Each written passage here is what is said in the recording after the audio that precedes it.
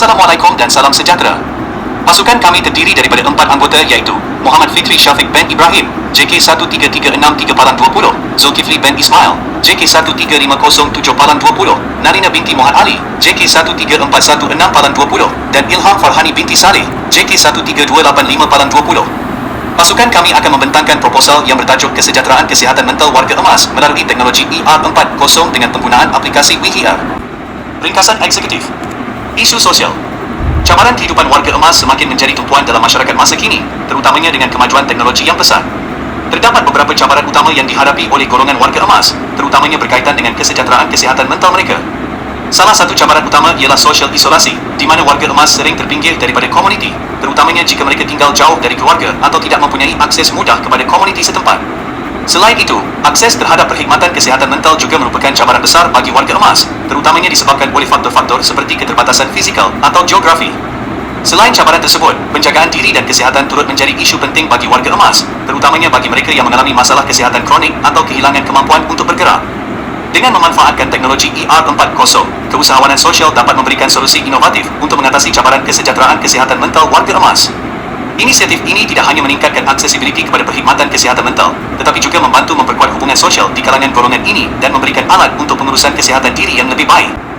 Kenyataan tentang peluang keusahawanan sosial yang berkaitan dengan isu sosial. 1. Menerangkan perkhidmatan yang sedia ada untuk menangani isu berkenaan. Terdapat beberapa perkhidmatan yang sedia ada untuk menangani isu sosial yang berkaitan dengan kesejahteraan kesihatan mental warga emas. Antara contoh termasuk Pusat Kesihatan Mental Komuniti, Program Sokongan Psikososial dan khidmat kaunseling dalam talian. Pusat Kesihatan Mental Komuniti menyediakan rawatan dan sokongan kesihatan mental secara holistik kepada individu yang memerlukan, termasuk warga emas.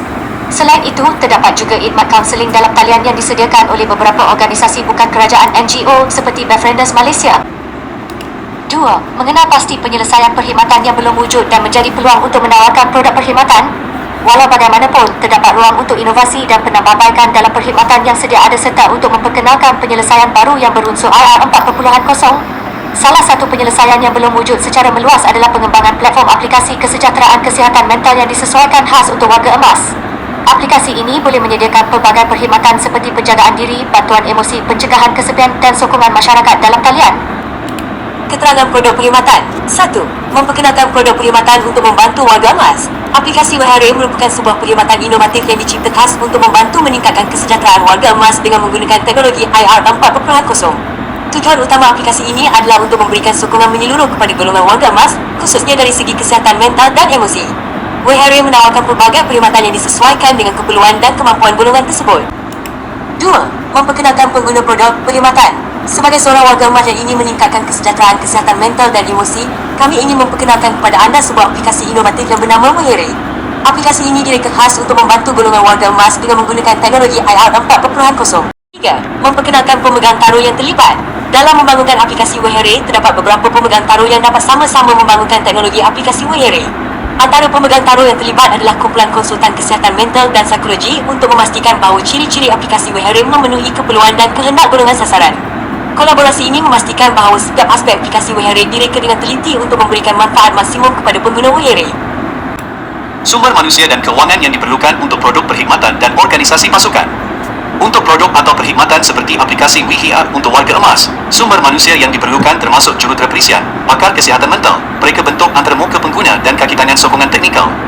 Sumber manusia ini memainkan peranan penting dalam membina, menguji dan mentadbir aplikasi untuk memastikan ia berfungsi dengan baik dan memenuhi keperluan kumpulan sasaran. Dari perspektif kewangan, dana kerajaan boleh menjadi sumber penting untuk membantu dalam pembangunan dan pelaksanaan produk atau perkhidmatan. Dana kerajaan boleh digunakan untuk membiayai penyelidikan awal dan pembinaan, penyelenggaraan, dan program latihan untuk kaki tangan yang terlibat dalam projek. Perancangan kelestarian produk perkhidmatan. Dalam merancang kelestarian produk atau perkhidmatan, langkah pertama yang penting adalah membangunkan model perniagaan yang tidak hanya menguntungkan dari segi ekonomi, tetapi juga memberi manfaat kepada masyarakat dan alam sekitar.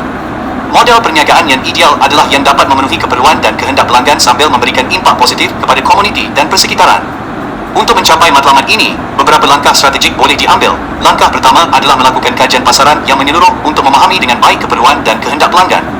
2. Inovasi berdasarkan kegunaan perlu ditekankan. 3. Pengurusan sumber juga penting untuk memastikan kelestarian produk atau perkhidmatan. Terakhir, melalui pelaksanaan program tanggungjawab sosial korporat (CSR).